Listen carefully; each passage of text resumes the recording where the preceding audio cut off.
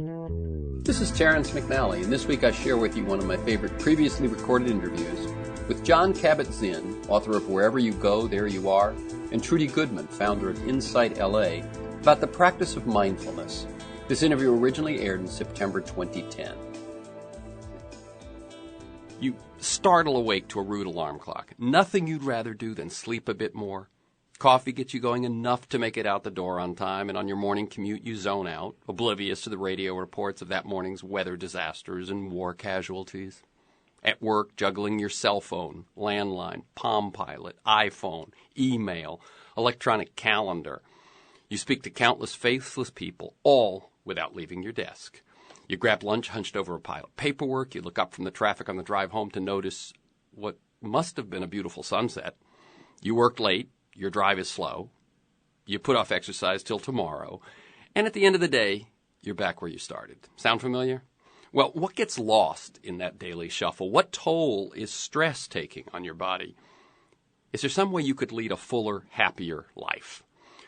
One of today's guests, Jon Kabat-ZINN, says the answer may be, quote, living life moment by moment as if it really mattered.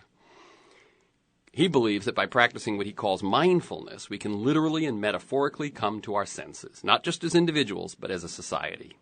And our other guest, Trudy Goodman, has done a lot to make that practice accessible here in L.A. with the InsightLA Center in Santa Monica. Here on Freeform, we explore the lives, the work, the ideas of individuals that I suspect have pieces of the puzzle of a world that just might work. We look at new, innovative, and provocative approaches to business, environment, health, science, politics, media, culture, all based on the fact that I believe we can do better, and I want to find out how.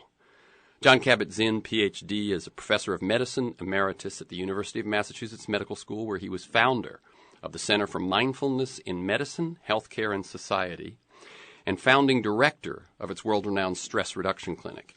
In 1993, his work in the stress reduction clinic was featured in Bill Moyer's PBS special, Healing in the Mind. He's the author of Full Catastrophe Living, Using the Wisdom of Your Body and Mind to Face Stress, Pain, and Illness. He's also the author of the bestseller, Wherever You Go, There You Are, Mindfulness, Meditation, in Everyday Life. And his latest books are Coming to Our Senses, Healing Ourselves and the World Through Mindfulness, and a couple of shorter books that came out recently. And let me see. One is called Letting Everything Become Your Teacher, a smaller compilation, easy, accessible book of some of his earlier work. And his work has contributed to a growing movement of mindfulness within mainstream institutions, medicine, law, education, business, corrections and prisons, sports. Over 200 medical centers and clinics nationwide and abroad now use mindfulness-based stress reduction. Jon was a guest a couple of times before on the show. On one of those occasions, he was joined by his wife, Mila Kabat-ZINN. We talked about mindful parenting, and the book that they wrote together, Everyday Blessings, is still available, and I highly recommend it. It basically says, how can you bring mindfulness to parenting?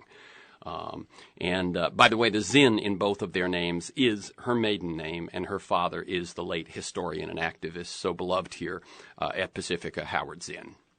Trudy Goodman has trained and practiced in two fields for over 25 years, meditation and psychotherapy.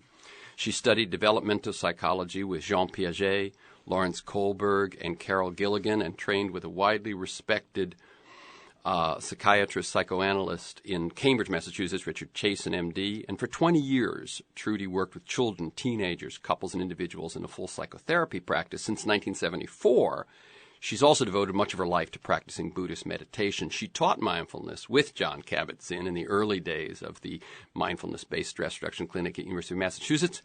And in 2002, she founded InsightLA, dedicated to teaching mindfulness to people from cradle to grave. In addition, she teaches awareness and compassion practices at USC, UCLA, Children's Hospital of LA, and a variety of community settings. Welcome, Jon Kabat-ZINN and Trudy Goodman, Ph.D., to Freeforum. Thank you, Terrence. Wonderful to be here. And hi, Trudy. Hi, Jon. So Jon is in Massachusetts by phone. Trudy Goodman is in the studio with me. And any of you who've listened to the show know that I like listeners to get a feel for the people behind the ideas and the work that we deal with. And so I'm going to ask you both the same first question. How did you initially discover mindfulness, or whatever you called it when you first discovered it? And then how did it become a focus of your professional life? And who wants to go first? John, you go first. All right. I grew up in a family where my father was a scientist and my mother was an artist, and I was exposed to a whole range of different kinds of ways of knowing and beautiful expressions of creativity. And in my own education, I began to sort of wonder how these different worlds of science and art could come together. And at a certain point, during the Vietnam War and all of the tumult of the 60s, I began to be exposed to various Buddhist meditation practices and yoga practices, and found that they were incredibly valuable in my own life in keeping a certain kind of interior balance in the face of all the craziness that was going on in the world. And I found that they actually gave me greater sort of insight and perspective on how to, be involved in social change, and how to be involved as a scientist, and how to love the beauty in the world in a way that really gave me a kind of direction that felt very satisfying and that I had never felt before. And so, to make a long story short, I felt that there was a certain kind of understanding that comes out of the meditative traditions that I was being exposed to, and that it would be incredibly valuable to find ways to link that up to our own culture so that it didn't seem like we were trying to turn everybody into Buddhists or whatever. And I don't consider myself to be a Buddhist either, but merely an enthusiastic student of Buddhist meditation practices in their most universal guise. So to make a long story short, again, I was just like meditating on what my job would be on the planet with a capital J if I followed what my heart was really saying. And it led over many years to finally developing the stress reduction clinic at the University of Massachusetts Medical Center, and this program that is now goes under the name Mindfulness-Based Stress Reduction. And because I was trained as a scientist, I could do various kinds of research about the outcomes of training people in these kinds of things when they have severe and serious medical problems, and found that regular Americans who had no interest in meditation were responding tremendously to these kinds of things, far more than they were to much of the traditional medical treatments that they were receiving. Very good. Okay, and Trudy, so how did you first get involved, and then how did it take over part of your life? Well, it's interesting because my father was also a scientist, and he was a physician, so he was an academic physician, and he worked for the World Health Organization.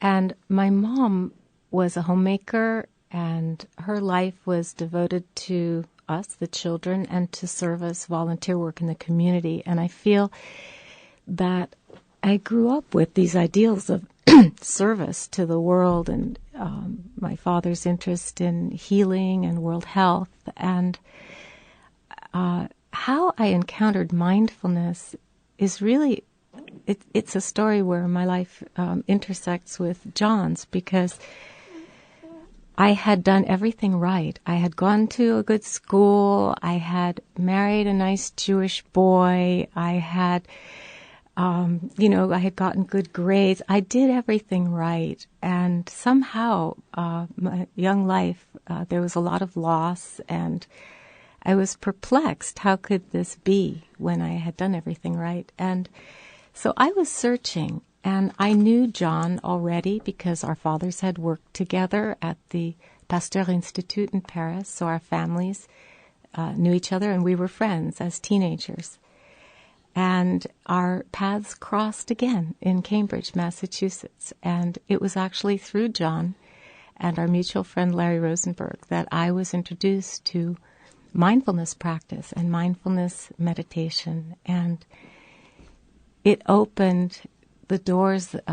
It was really what I had been looking for. I had gone to study with Jean Piaget in Geneva, in Switzerland, because he studied the mind, and he was interested in how we come to know things and the birth of intelligence. And he also studied, I thought he was interested in child development. Well, I mean, you would think that, this right? is Terrence here. I mean, I studied Piaget myself and Kohlberg, both of them. I didn't realize until I did your bio today that you studied with both of them. I studied with both of them also, not with Piaget, but Kohlberg and studying Piaget. And that's interesting what you say, that you thought he was studying the development of children, but in fact? Well, what happened is I was a mom. I was so interested in the development of just watching my daughter's mind unfold. And when I got to Piaget's institute, the Institut des Sciences de l'Éducation in Geneva, what I discovered is that he said it. He said, I only study children because I can't interview,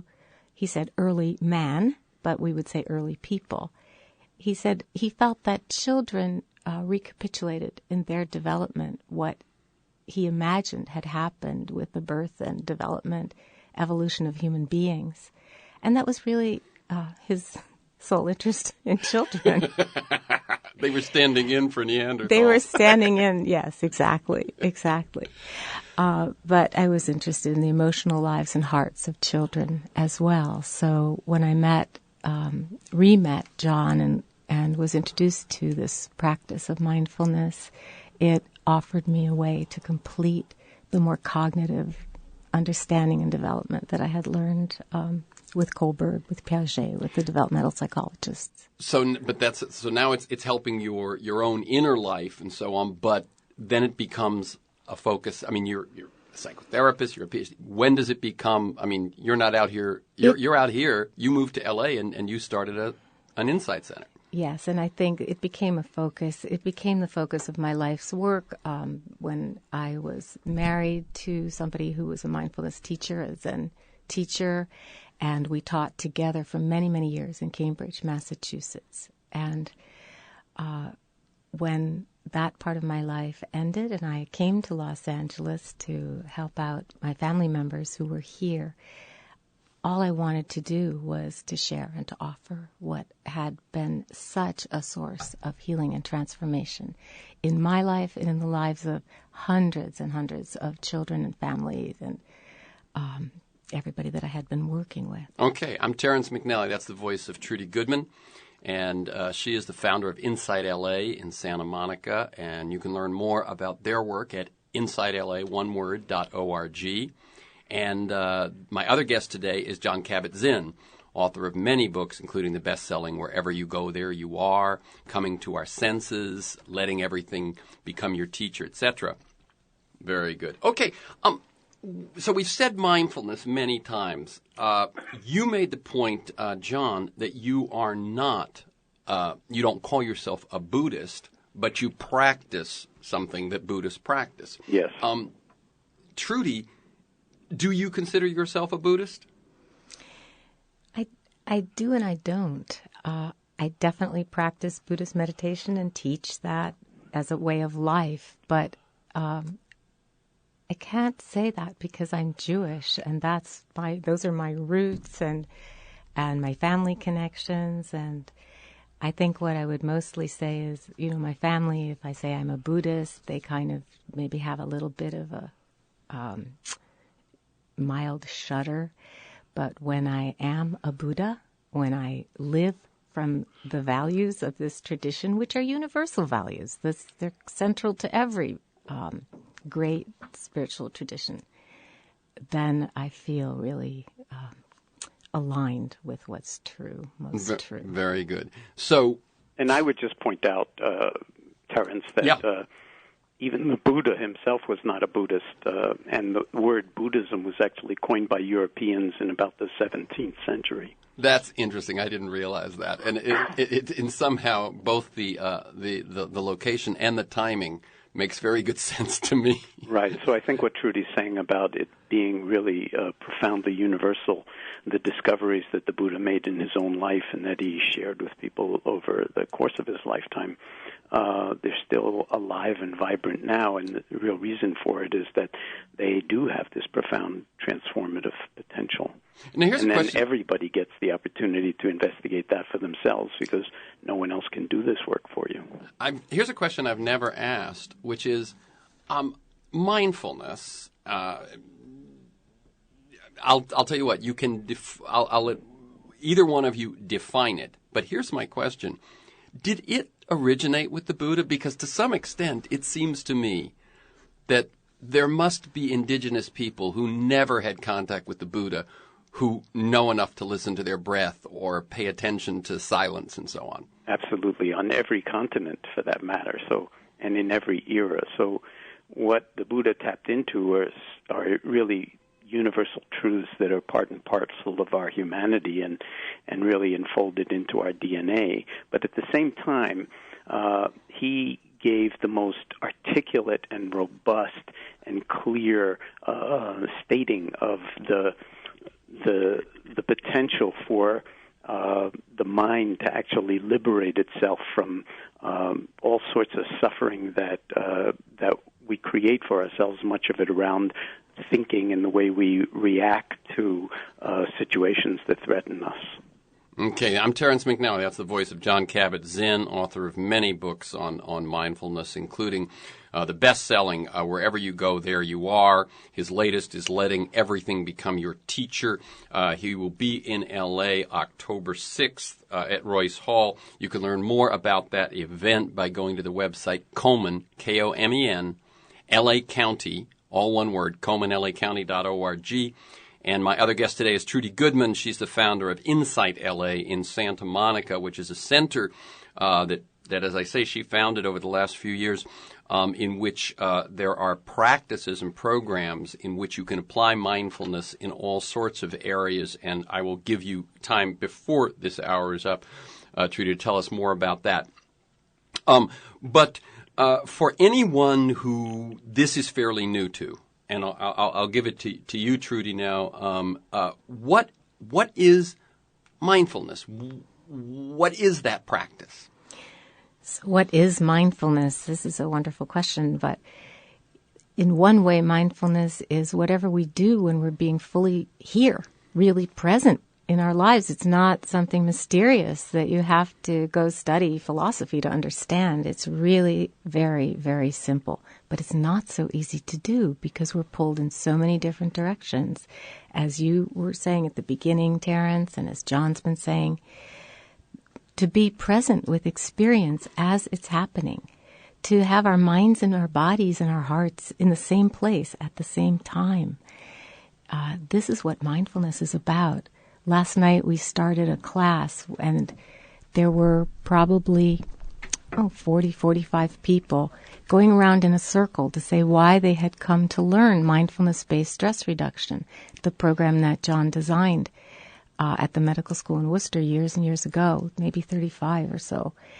And so many people spoke about wanting to feel that they were living a more authentic life, that they could be present with what was going on in their lives without running away, turning away, being unhappy, and so forth. They want to experience the fullness of their own humanity, which is, after all, our birthright as human beings, to know how to show up for our lives and fully meet each moment with our whole hearts when we choose to do that. So mindfulness is a way of being present with experience as it's happening, with a particular, with an attitude of kindness, of caring, of acceptance. It's an attentiveness that has an affectionate quality that supports it.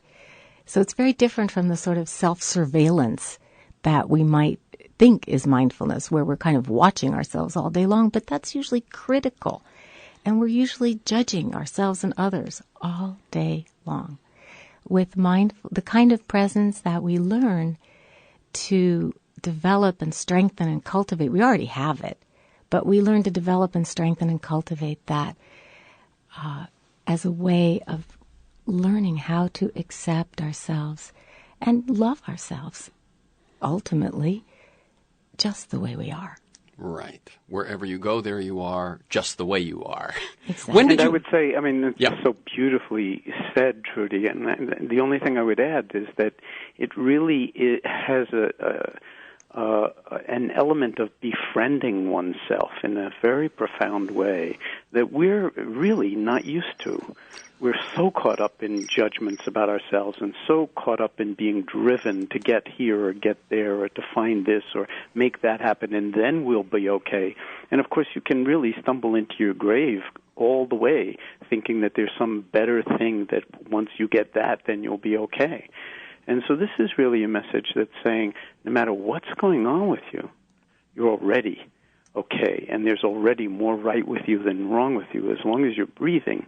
And the potential here is to actually pour energy into what's right with you through a kind of very simple way of paying attention to the actual unfolding of our lives from moment to moment to moment. Okay. In the only moment, by the way, we ever have, which is this one.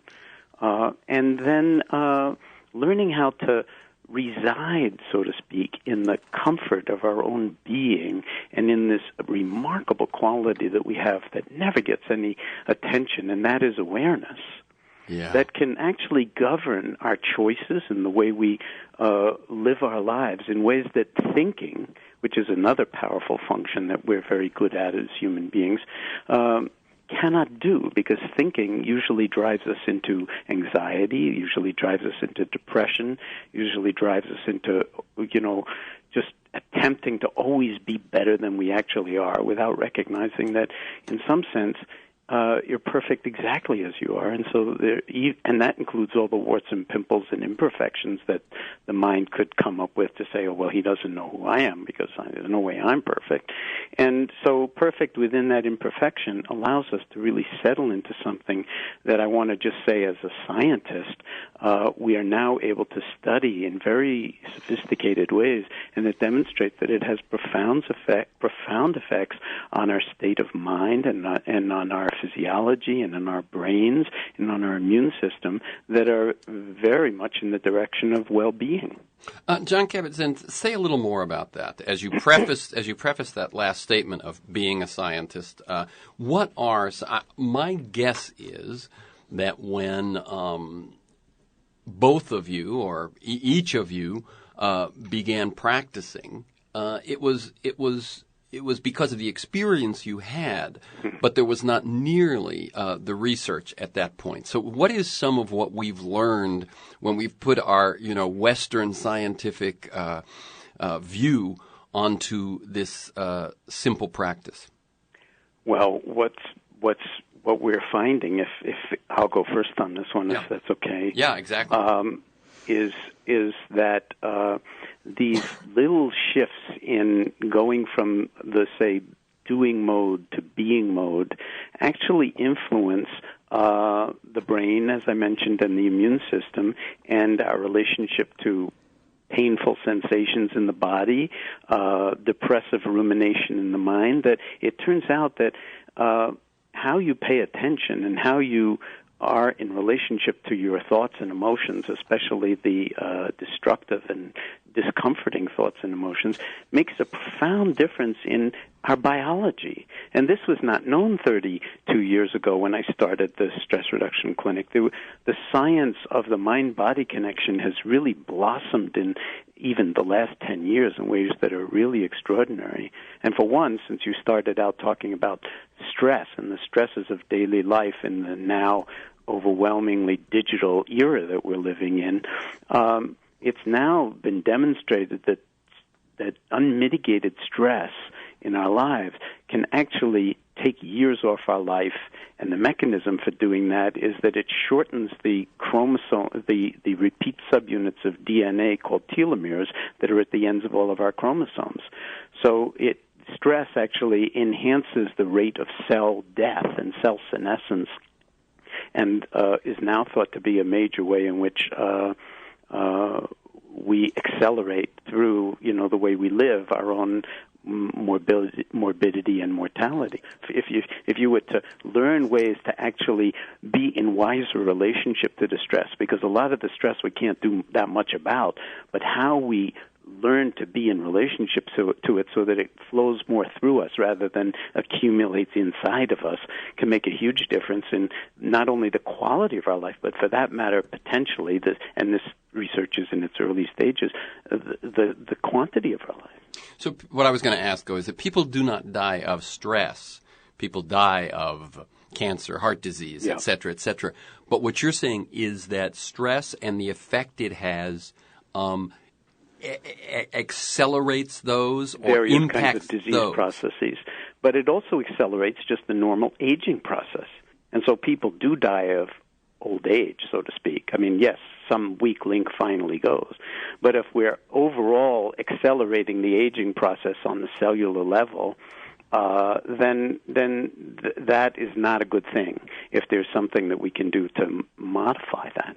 Yeah, and now it's obvious, the science is so powerful that is actually the case. And there's a whole new field called epigenetics, right. which means that how you behave, how you actually choose to live your life, can actually influence hundreds, if not thousands, of genes that are upregulated or downregulated that really have a lot to do with how we deal with toxins in the outer world and exposure to that, inflammatory responses at a cellular level in many different organs, oncogenes and things like that. So it's just saying that all of the things that we knew 100 years ago or 30 years ago, long before this science came along, that the mind actually can influence the body in ways that are profoundly important in terms of overall health and well-being, both on the mental health side and on the physical health side, and ultimately, if you will, at the level of meaning and spirituality and so forth. That these things we can be a player in that regard if we're willing to participate in our own health and well-being. Right. And lots of different behaviors can influence it, too. I mean, exercise certainly does. Diet certainly does. So it's not just like meditate or else, but people, when they come to understand what meditation is really about, it's not one more thing you have to do. It's a kind of rotation in consciousness that allows you to be present with whatever's unfolding in ways that are profoundly satisfying or potentially profoundly valuable when you're dealing with the proverbial stuff that is hitting the proverbial fan. And lots of us are doing that pretty much day in and day out. Okay, I'm Terrence McNally. My guests today are Jon Kabat-Zinn, the author of many books and really a pioneer in I guess I would say the use of mindfulness, the utilization of mindfulness in all sorts of parts of society. His early bestseller, Wherever You Go, There You Are, probably introduced a lot of people to this, and his latest is Letting Everything Become Your Teacher. Trudy Goodman is a PhD psychotherapist, but really, since her move to LA in 2002, the founder and of an organization called InsightLA. That's one word, InsightLA. You can learn about that at InsightLA.org. They're located on Olympic Boulevard in Santa Monica. And again, very much what InsightLA and Trudy do is to spread this wisdom and this practice into different corners of our life. I want to respond to what you had just finished saying, John, about genetics and so on. I recently interviewed Bruce Lipton, who has a book called Biology of Belief, and our whole conversation really focused on that the model that I think many people have, myself included up until recently, of genetics was that it's a blueprint. It's a formula kind of, and you are born. You've got these genes, and you then just live out the unfolding of that blueprint. And I think that was our understanding. Right. That's certainly the case. And what's happened is that as we study this, we have learned, as you said, epigenetics, which is that your genetics, your genes are not your fate. They are not your destiny. Correct. That it is the interaction with what's called your environment. But it turns out your environment isn't merely where you live, what you eat, how you exercise. Your environment includes your emotional and your mental and your spiritual inner environment that influences your genes. And the good way of thinking about that, as you were pointing out, John, is it's an empowering bit of knowledge that we've discovered. It actually gives you more power as your life is not dictated to you. You are a participant in actually even how your genes will unfold. Yes, and also we now refer to that as a certain plasticity of the chromosomes. In other words, it used to be thought, just as you said, that the chromosomes were like, the blueprint for your life, blue eyes or brown eyes, and you that was it. But what was not understood was how dynamic the body is and how dynamic the interface between the chromosomes and everything else that dictates how things are unfolding from moment to moment in our biology. The word that's used for that is plastic. In other words, it's continually changing. And another discovery in science, also very relevant, is that the brain is the same way. It's an organ of complete relationality in terms of changing conditions. So the brain, which used to be thought to be something that by the age of 2, you just lost neurons in the central nervous system in the brain, and it was downhill from about there. Yeah. Now it's understood that the brain is continually remorphing itself in different configurations depending on experience, and that it's actually making new functional neurons until the day you die in certain areas like the hippocampus that are involved in motion regulation and things like that, so that we do have much more of a role to play than we ever dreamed possible in terms of both the quality of our life and the quality of our health. Very exciting because it's very motivating to people and say, Exactly. well, it may not be the sort of total answer, but why not hedge my bets in the direction of trying to direct the entire system in ways that are balanced and beneficial and really in the direction of not only well-being, but a certain kind of happiness that we all long for, but very often seems totally elusive. What if it were already here and that we just were ignoring it? Yeah, and one of the things I like about all of this is that it is so easy existentially, politically, socially, to feel victim. We live in a crazy world. Many of us come from crazy families. We see crazy things happening politically, economically, environmentally, and I think it is easy, I think, to feel a victim, a small little cog overwhelmed by all of this, and anything that gives us a shift from victim to active participant to creator is a powerful thing to tap into. Now, beautifully said. Thank you. I want to ask, and I'll let Trudy start this one off. When I've asked you about mindfulness, when we've talked about it, there seems to be two things. One is the state. Both of you have said it at different moments. It is available. To be mindful, to be present, to be alive in the moment, to be aware is available with no special practices. So there's the state of it. Then there are the practices which seem to foster it. So, Trudy, if you would speak to those two different aspects of it.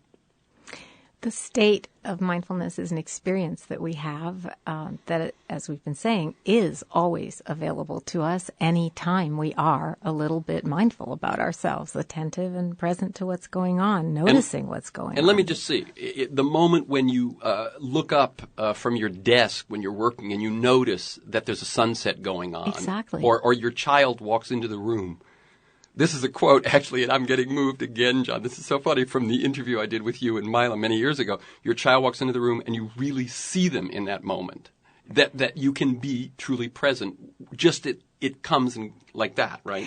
Yes, and just as you're so moved by that idea of being fully seen as a child, all of us are longing for this, to be seen, to be known, the good, for our goodness to be known. And this is a kind of attention that we can offer to ourselves. And actually, the more that we are able to offer this to ourselves, the more likely it is that this will be the kind of attention we receive from others and can offer to others. And I'm really now devoting my life to teaching people the tools and the skills that will make this experience more likely to happen. And those are what we call the mindfulness practices. So, for instance, we teach John's work, the mindfulness-based stress reduction, and I've extrapolated from that work to teach mindfulness, how to be with death and dying for people who are caring for sick children and dying children at Children's Hospital, but also for all of us. How do we deal with the loss or death of loved ones or of jobs or whatever else may be vanishing from our life? How can we begin to see this as an opening, an opportunity? Well, for someone who this is new to, or they've kind of heard of it, but this is the first time they've really said, I'm thinking about this. What does a practice of mindfulness, what is it like? And does it have to be meditation, or is it something else than that? Well, think of meditation, first of all, as just a little slice of your life where you decide you're not going to be distracted by the phone or anything, the email. You're going to set aside a little bit, just a little slice of your life to just be, to be present with whatever experience is happening. We're not teaching trying to reach some sort of altered state of bliss or calm or not thinking. We are actually teaching the simplest practices of being with one's breath, with the sensations in the body, with the sounds of life around us. This is what I'm calling meditation. But we teach how to be present as you walk, as you eat, as you interact with people, as you work. These skills and tools are not just for, the half hour that we might be able to, I don't know how, clear from our busy life to sit and be quiet and do nothing while our to-do list whirls around in our mind. So is it that that the reason or the way we might use a time of sitting and paying attention to our breath, or a time of sitting and paying attention to metta, which is the form that I do, is actually going to make it more likely that we can experience presence when we're not sitting. In other words, it's like an athlete. If you practice it, if you practice your serve for quite a while, you're more likely to serve well when you're playing. If you practice taking charge of your attention for the briefest period of time each day, it will definitely generalize into the rest of your life, which is what you're talking about. Sometimes we were talking about you and John were talking about the environment, creating the environment that will make it more likely for our whole body, our cells, our genes, our chromosomes, everything to thrive. I sometimes think that we are being mental and physical environmentalists when we practice mindfulness.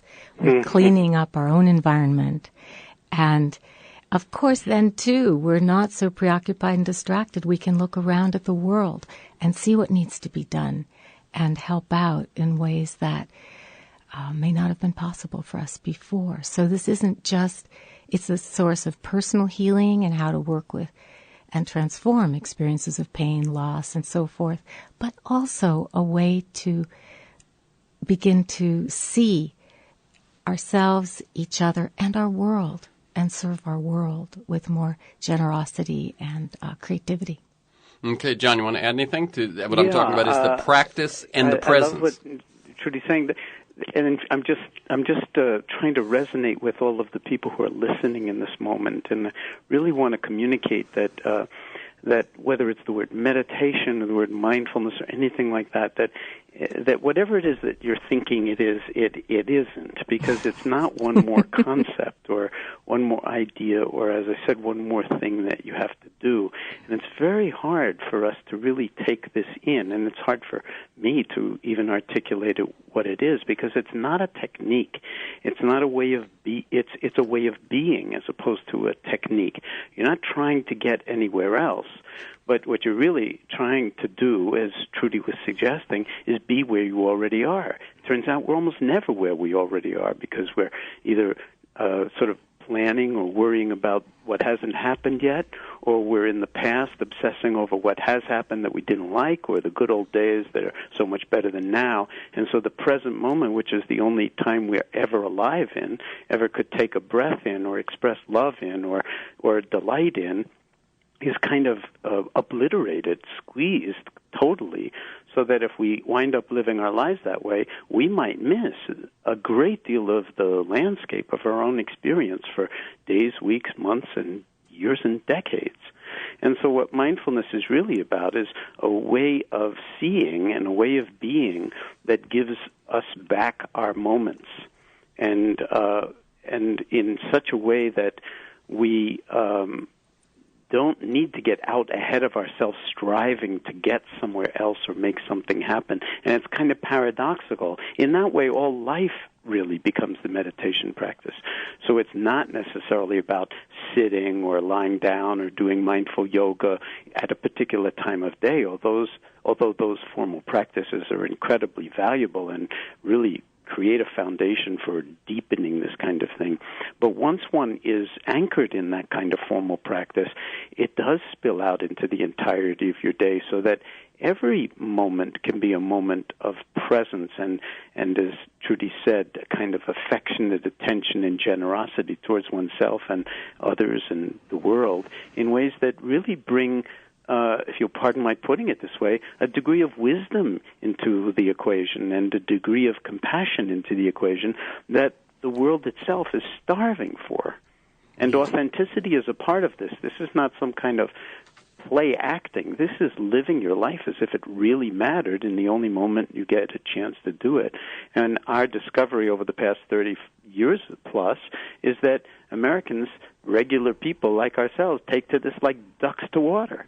I've known Trudy since she was 14 years old, as you've heard, and then I was 15. And I got to say that, it's unbelievably improbable that she and I would have gotten into this in the first place, or that, so many years later we would still be into it as, like, not just our work, but our love and our passion. That's kind of what we're finding is true for literally millions of people who are getting back in touch with who they actually are through this simple practice. And there's no one right way to do it. It's not like you follow somebody's formula. This is not a formula.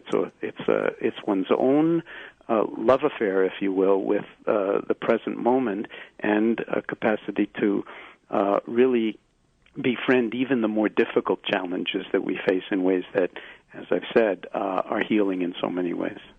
I'm Terrence McNally. That's the voice of Jon Kabat-Zinn, author of many books and one of the people who has spread mindfulness both widely and deeply into medicine, prisons, education, and so on. And my other guest today is Trudy Goodman, who has spread mindfulness in the Los Angeles area as the founder of InsightLA. You can learn more about Jon's work at JONKABAT-ZINN.com. Does that work with or without the hyphen? Only with the hyphen. Okay, so it's JONKABAT-ZINN, JONKABAT-ZINN.com, and more about Trudy's work at InsightLA.org. Trudy, you wanted to add something to what Jon said, and then I'd like you take this moment, we've only got 7 minutes or so left, to tell what's available in Los Angeles through InsightLA. Yes, Jon was speaking to all of you listeners about what meditation and mindfulness are and aren't, and I loved when you said, just a way to really connect with who we truly are, and we do all long for this. And I was just laughing because so often when we think of meditation, we think of, the children tease me about levitation or out-of-the-body experiences. But you know what? We're having out-of-the-body experiences all day long. How often are you in your body? So we're trying to, create opportunities to have in-the-body experiences. And our bodies, there is such a dread and fear and loathing about our bodies in our culture. And so this is also a way to connect with, to have an in-the-body experience, which can be an experience of befriending our bodies as well, and how we nurture and care for our bodies. And so I just wanted to add that. And in terms of InsightLA, I started InsightLA because when I moved to Los Angeles, I felt disconnected. It seemed like there was a kind of centripetal force that scattered people, and that everybody was longing for community, and it wasn't just me, because I was new in town. So I thought I want to create a space where people can come as they are, a come as you are center, where people can be who they are and explore who they are. And so through a variety of classes, of days that we set aside, retreat from our busy lives to be together and do these things together and explore what it is. We have beginners classes, basics classes. We have classes in Buddhist psychology and philosophy. We have Buddhist meditation retreats, and we have the completely secular teachings, the non-sectarian teachings that are mindfulness-based. We have classes in mindfulness-based cognitive therapy for treatment of relapse and depression. We're going to be offering classes for treatment of relapse in addictions. And we have, as I said earlier, the mindfulness-based stress reduction classes that are ongoing, some of them specifically for people with chronic pain or disease, and some of them, just for everybody. We have just a lot and we have a wonderful community of caring and engaged people. I feel so privileged and blessed when I think of the friends that I've made and the people who've met each other, including people who've found each other, gotten married, have babies. It's a wonderful community, and people are welcome to come and go as it suits their lives. Okay, so that you can learn more about at InsightLA, one word, InsightLA.com. And I will just share that when you first moved out here, you were doing meditation in a friend's living room, and that's where you and I met, in that living room. And so it's been pretty exciting for me to watch what you've been able to generate here. Let me say, if I say we've got about 4 more minutes, let me throw it. There may be people who say this sounds like it's all well and good, but how are we going to fix the world if we're so busy paying attention to how we feel? So who wants to take that one on? And let me just give, I think I've got a quote here that there's a famous quote from Gandhi. Gandhi said, "Those who say spirituality has nothing to do with politics do not know what spirituality really means." John? Yeah, well, I agree. This is incredibly important, and one of the reasons that I started the Stress Reduction Clinic was not merely to help individuals, but in some sense, I meant it to be a public health intervention from the very beginning, that it would move the bell-shaped curve of medicine itself and healthcare itself, and out beyond that of society, because the way we govern ourselves, our economy, everything else is really driven by our minds. And when our minds are primarily driven by, say, greed, the motivation of more for me and everything else be damned, or hatred and anger, like those people aren't really human and we got to get them before they get us, or just deep cultural misunderstandings, which we can very easily fall into, and you see in the newspaper every single day, and the kind of delusion that involves just mistaking our ideas and opinions for reality. Well, if you look at the Congress, it looks a lot like greed, hatred, and delusion. If you look at a lot of the way that politics is unfolding, driven by self-interest, where self is defined in a very, very small way.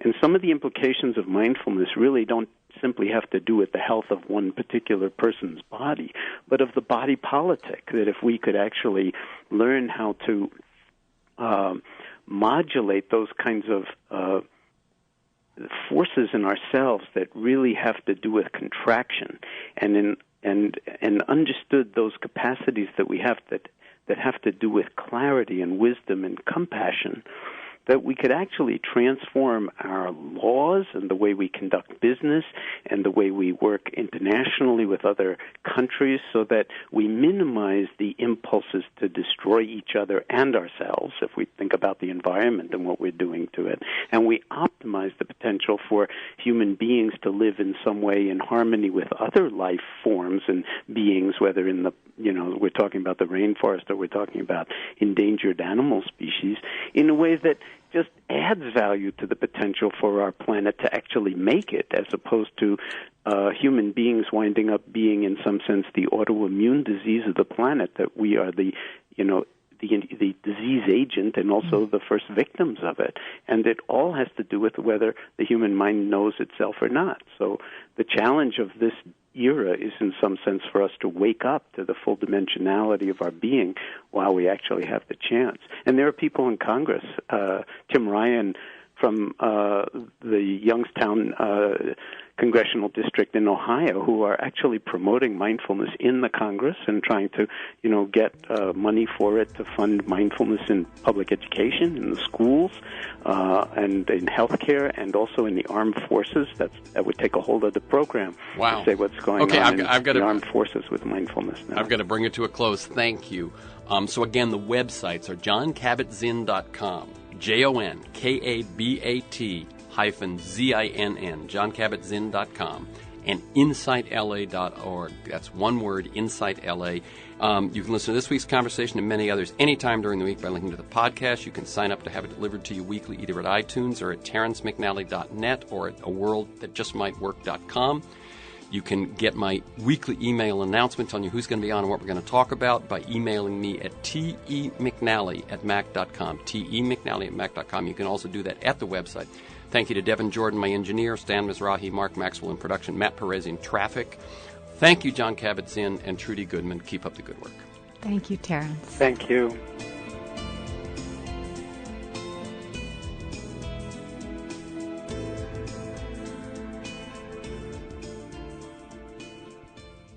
I'm David Pakman, host of The David Pakman Show on the Progressive Voices channel. Check out this clip from my show. Over the last couple of weeks, we did a couple of stories relating to the genetic modification of human embryos. There was the announcement from 2 weeks ago about the first time that there had been genetic modification done of human embryos in China. We won't rehash the entire story, but you can check it out. Needless to say, it's still a technology that's a long time from widespread application. We also heard yesterday or the day before on the bonus show that the National Institute of Health in the U.S. will not allow this type of experimentation and will not provide any funding for it, rather. So right now, let's talk about the morals and the ethics of this. That's what I want to discuss today. Right now, it would be immoral to start modifying viable embryos that could result in live births, because the technology is just not there, right? There is no reliability that you would be able to make a modification that would not horribly damage the embryo in a way that would lead to a horrible life if there would even be a birth. But once the technology improves, the chances of huge errors that lead to, catastrophic medical repercussions will decrease significantly. And then I'm actually wondering if it would be unethical not to genetically modify embryos when they could maybe remove genetic defects that make people predisposed to certain diseases or early death or a lower quality of life. How could we argue that it will be unethical to modify human embryos when around 40% of people get cancer at some point, and maybe modifying embryos could reduce that? And people will argue, what, that it's immoral because of religious reasons, or you're playing God, or what? If we think about it that way, might it not be immoral not to do these modifications once the process is perfected? Once again, I will bring up the movie Gattaca, which was way ahead of its time. It kind of addresses this, and it's brilliant. But I think as this becomes more normal, perhaps it will be. If you know that your child has this certain percentage of this horrible disease or illness, then yeah, I mean, wouldn't you be a terrible person if you couldn't quickly and cheaply make sure that your child does not have this horrible, debilitating disease. Yeah, now the cheaply thing we'll talk about because you brought that up before, and we'll get to that. But if you imagine, for example, that there was a certain point at which, I don't know, antibiotics were really expensive, let's say, for example, and they were still being tested, and it wasn't really clear what the side effects would be. But eventually, once we figured out that antibiotics are mostly safe, and they can save people, they can prevent people from dying from conditions that did kill people 100 years ago, doesn't it become immoral? Wouldn't it be immoral today not to give a child antibiotics because you don't believe in that type of thing? You think it's immoral. There are some religions that think that, and we think that by and large, the secular world thinks that they're a little bit crazy.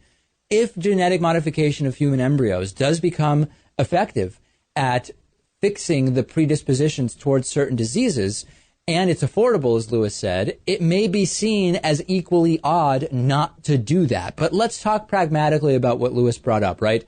Only the rich will have access to this, Lewis said when we discussed this a couple of weeks ago. It won't level the playing field much if the only people who can afford genetic modification of human embryos are those who have the blind luck of being born into the 1% or the 0.1%. There's a good chance that this type of genetic modification could increase the gap between those who can and cannot afford it. But if you look at a government subsidy for those who cannot afford it, and you couple that with efficiency of scale, I can see this being affordable for people who want it because it's fiscally conservative, or it could be. You could make a case, Lewis, that there's a high value to avoiding certain diseases. Once it's available, the rich are going to pay for this anyway, right? And if we can subsidize the potential successful genetic human embryo modification for people who can't afford it, there's probably a long-term health benefit, financial benefit of improved health for all that would reflect itself in reduced emergency room visits and long-term care for certain conditions. So while I agree that there's probably going to be a period where this type of thing, whatever it ends up being, will only be available to the rich, there's a pretty good case to be made as to why it should be subsidized by the government if and when it becomes reliable, safe, and predictable. Agreed. For the foreseeable future, it will be available primarily only for the rich. But we are in a phase where this is being, this is still experimental. Of course. We are still figuring out how to do this. And so there will be people who are lucky enough to be able to participate in trials and experiments to see if this works, and hopefully with some success. Another question is, how will all societies care for the elderly after annual improvements in techniques and methodologies for genetic modification? Will we see a change as a society in terms of the attitude towards the elderly? And it's not really even a fair question to ask it that way, because different societies already see the elderly in drastically different ways. So we would have to see how it would affect different societies. But I think that that's also a question that would need to be discussed as any type of life extension technology and disease prevention technology becomes more prevalent. Yeah, it is an interesting time. Things are changing, David, and are you ready? We are about to go into the future. Who knows? And if you're hearing this and you are truly and honestly convinced that none of this stuff will ever happen, please email me and explain to me why you have that point of view. I would be very interested. It has already happened. I think it's just going to be a snowball effect now. You can't stop this. It's going to happen. Tweet us, twitter.com/David Pakman Show. You've been listening to part of the David Pakman Show on the Progressive Voices channel. For full audio and video podcasts, interviews, and more, go to davidpakman.com and check out our YouTube channel at youtube.com/The David Pakman Show. Here's what's happening on the Leslie Marshall Show on the Progressive Voices Network. The Indian Removal Act of 1830 forced Native Americans off their ancestral homes throughout the southeastern portion of the United States. And as a result, thousands of Native Americans died on their journey to what was designated, quote, Indian territory west of the Mississippi River, where these people were completely uprooted by an act signed into law by this president currently on our $20 bill. Now, this is a very dark chapter in our history of America, as is slavery. This is known as the Trail of Tears. Now, back in February, Women on 20s presented many female candidates that its members thought could replace Jackson on American currency. And I have to say, I think a good guy to remove. I think we could all agree that we need to correct history. We need to right the wrongs whenever and wherever it is possible. The Leslie Marshall Show, Monday to Friday from 3 to 6 p.m. Eastern on the Progressive Voices Network.